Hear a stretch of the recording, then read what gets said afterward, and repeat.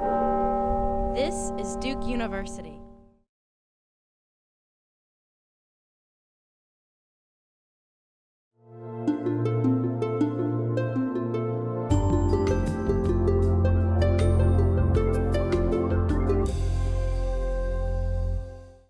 I grew up in a small town called Aberdeen near Southern Pines, Pinehurst, about 1,500 people. I'm the oldest of 4 boys in a working class family. Small community where we knew everyone, and church and the school were the center of our lives. It was a segregated community at that time.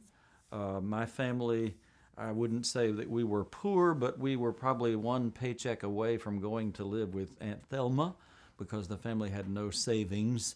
But we had a wonderful family and parents who cared a lot about us, and I was fortunate to grow up in that small town.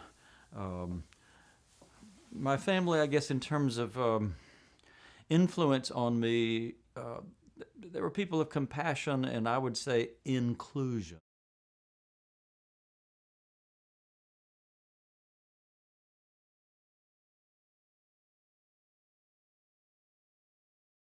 This was the 1960s, so unrest was in the air.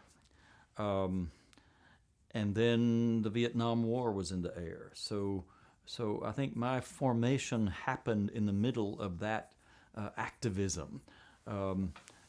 So the racial issue was very important.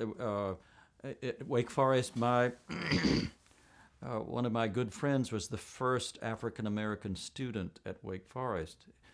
He came from Ghana as a product of mission work, but that was one way that we could integrate Wake Forest at that time. But Edward Reynolds became a good friend.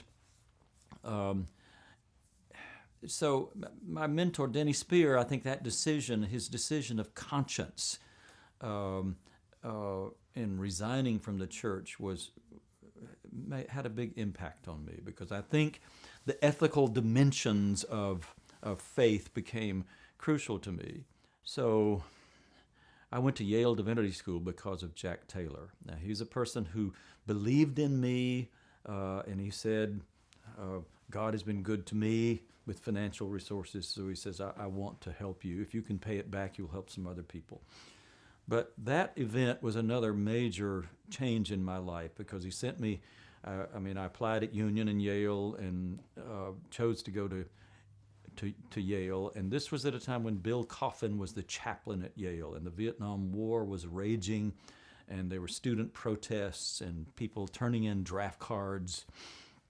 And so Bill Coffin was a major influence during that time, because he had also been a freedom rider down to Mississippi, and was a strong spokesperson for the for justice and for peace at that time. So Jack Taylor's influence in sending me there, which took me out of my provincial small town and any kind of narrow Baptist view, because there I was a part of a student body with Episcopalians, Presbyterians, people from a great Lutherans, a variety of backgrounds, and that strong activism there.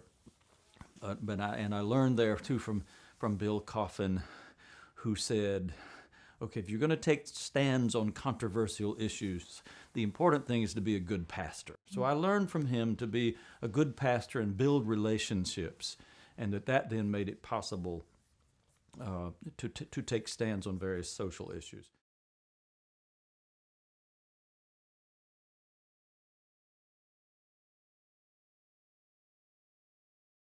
From the beginning, we said, okay, we need all of us involved, because one of the things about poverty is we can say, look, we may have theological differences about points of theology or worship styles, but all faith traditions have a mandate to care for the poor. They're people of wonderful goodwill and resources in Durham.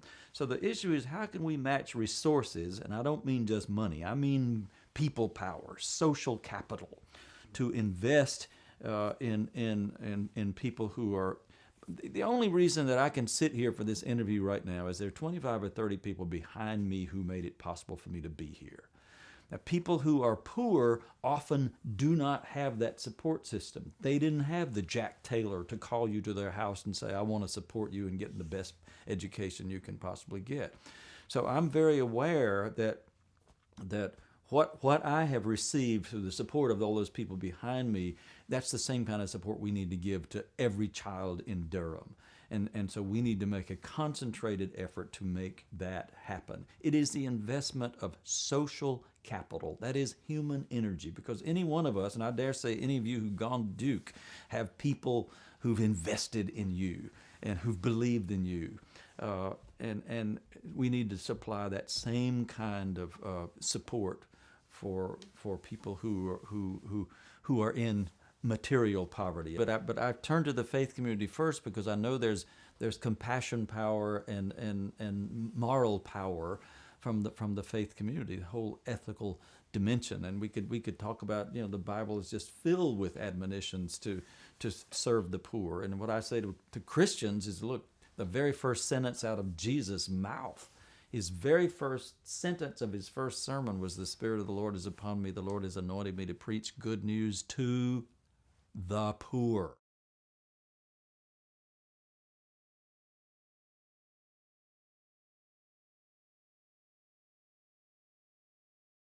I landed in the hospital twice with a bleeding ulcer, first in 1989 and then a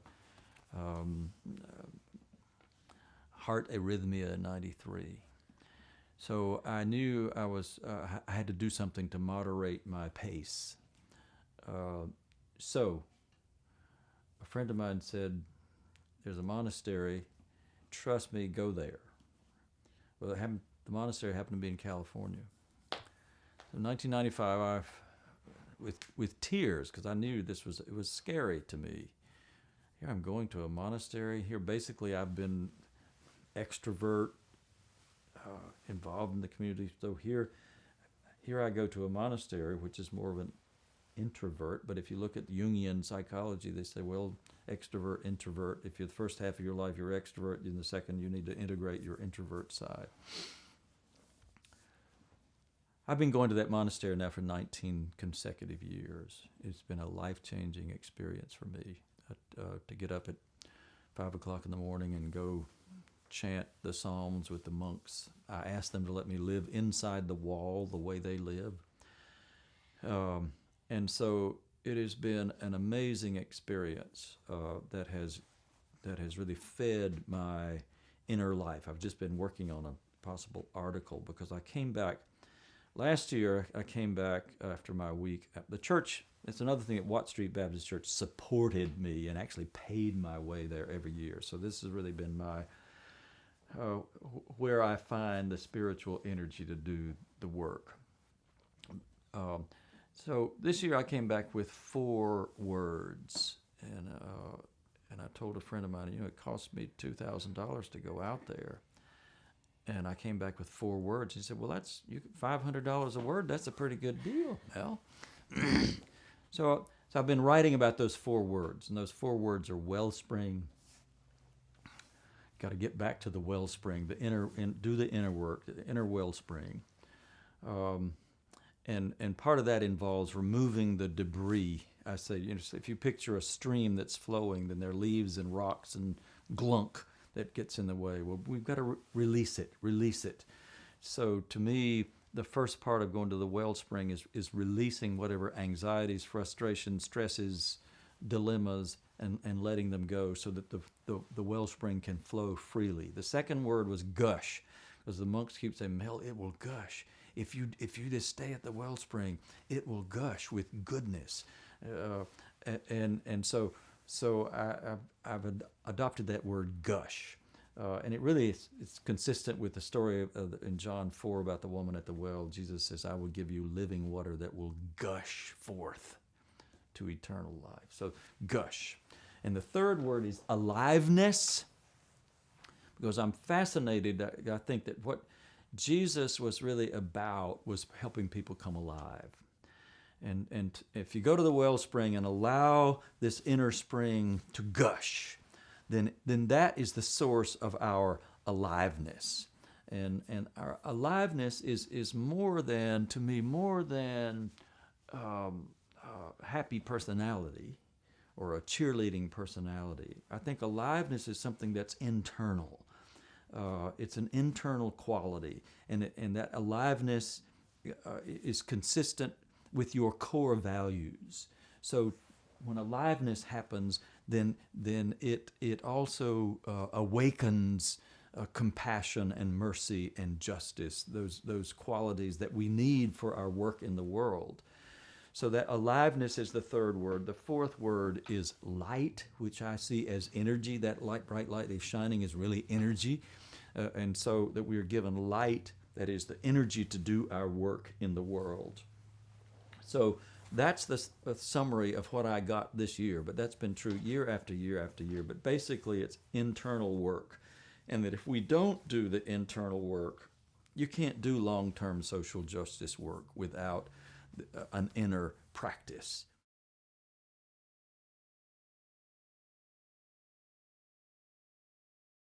I think what's happened is that we've been seeing a punitive attitude toward the poor. You see it in the legislature, you see it in Congress, and it's cruel, as if people are responsible. They've caused their poverty. Well, how can you say to a child in poverty, it's your fault?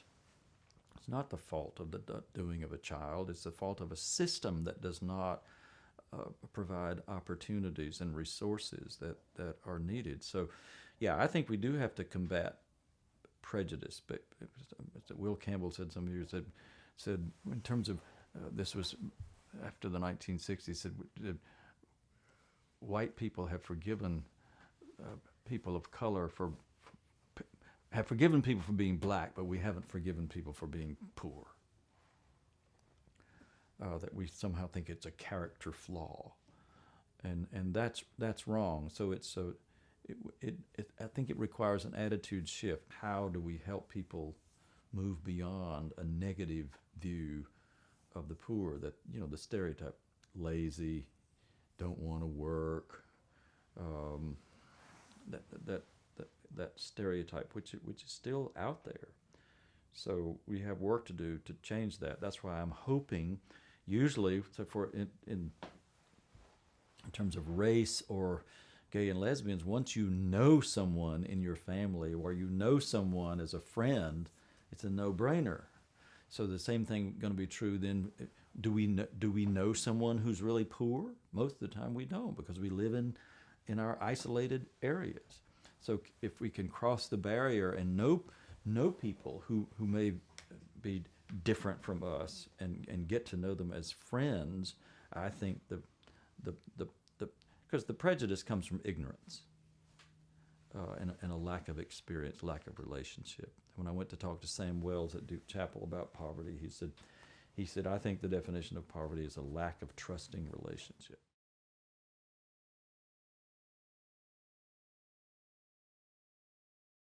To me, the great interest of my life is how to put together contemplative life and social justice.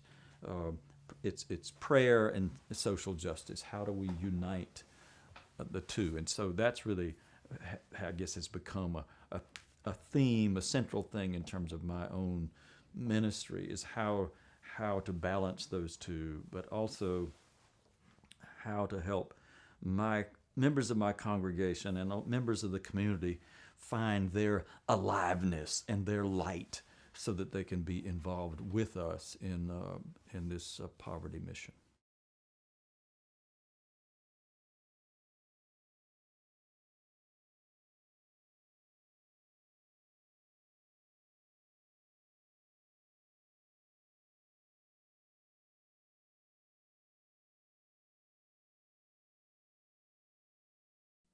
Produced by Duke University.